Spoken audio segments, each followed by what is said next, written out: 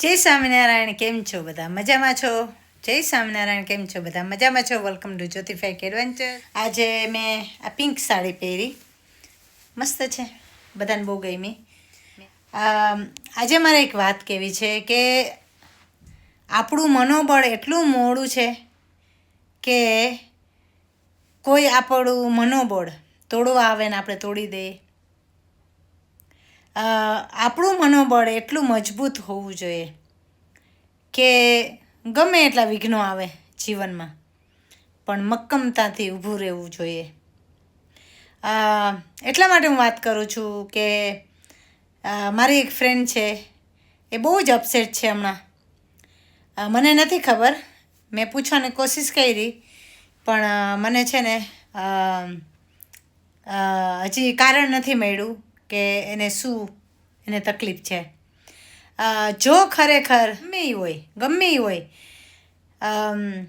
તમારું મનોબળ જો તોડવા આવે ને, તમને નીચા પાડે ને, તમારે મક્કમતાથી જવાબ આપતા શીખી જવું પડે.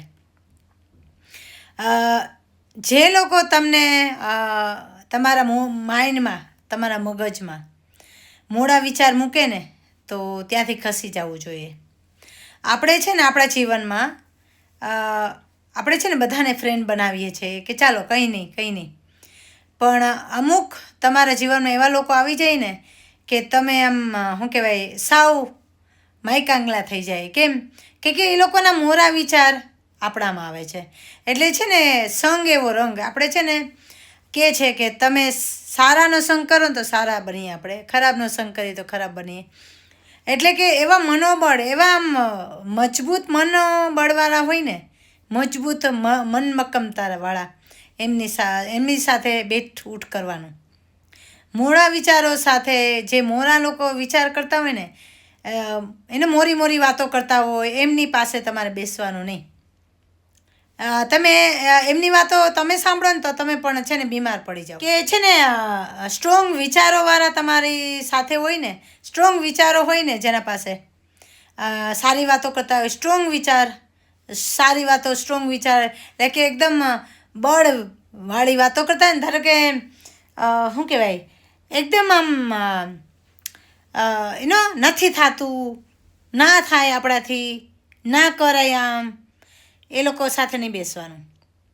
એમ કે હવે કરીને શું કરવું છે, આ ઉંમર થઈ ગઈ છે, હવે તો આપણે બેસી રહેવાનું, હવે શું કરવાના, આપણે શું કરી શકવાના.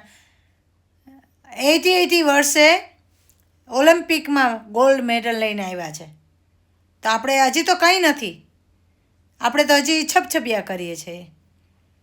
તો હું આપણાથી ના થાય, એ લોકોથી થાય તો આપણાથી ના થાય.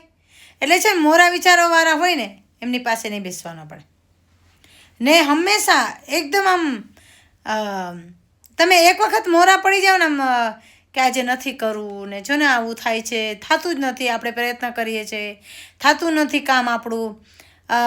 હા, ના થાય, ભગવાનની મરજી હશે ને તો જ થશે આપણું કાર્ય, નકર નથી થતું. કેમ નથી થતું? કેમ કે ભગવાને એ નિમિત્ત લખેલું છે, ત્યારે થશે.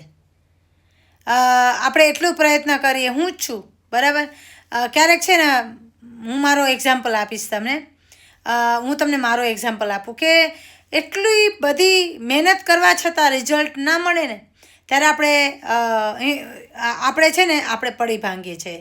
હા, ઓફકોર્સ આપણે પડી ભાંગીએ, પણ ભગવાન એમ કહે છે, સ્વામિનારાયણ ભગવાન પણ એમ કહે છે, ને ગુરુ આપણા બધા ગુરુ પણ એમ કહે છે કે તમે પડો છો ને, એ ભગવાન જોવે છે, પણ જ્યારે તમે પડીને ઊભા થાવ છો ને, એ ભગવાનને વધારે ગમે છે.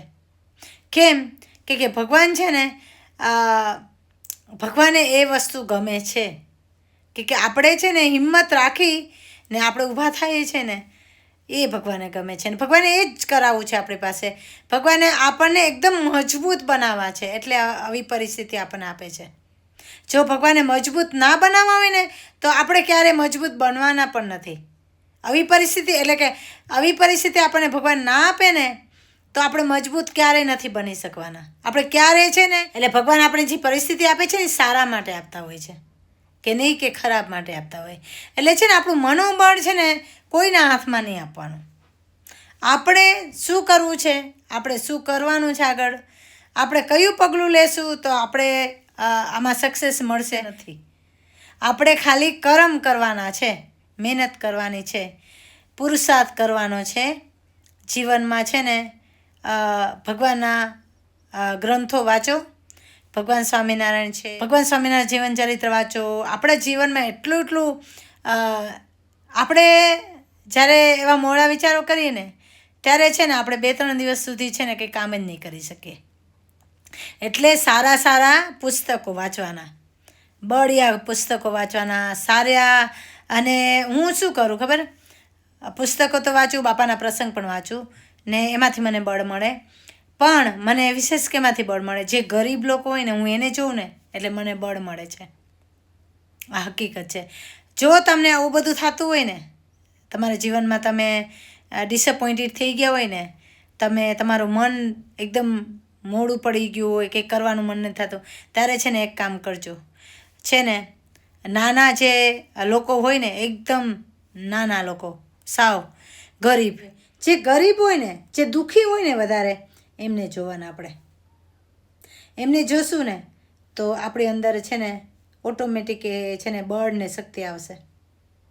કેમ કે આપણે એ લોકોનું દુઃખ જોઈએ છે. ને જે સુખિયા હોય ને એને નહીં જોવાના, દુઃખીને જોવાના, સુખીને નહીં જોવાના. સુખીને જોશો ને તો તમને વધારે છે ને, તમને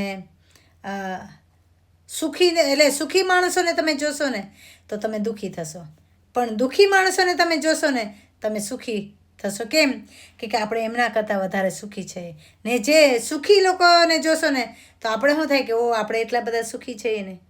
એટલે છે ને આ બહુ જ આપણા જીવનની એક અગત્યનું મહત્વ અંગ છે.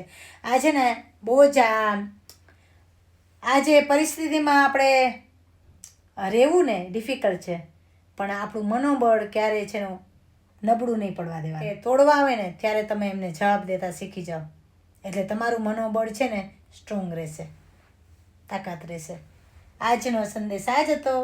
ચાલ આ વ્લોગ અહીંયા જ મૂકું છું. Subscribe, like my YouTube channel Jyoti fake adventures. Bye bye.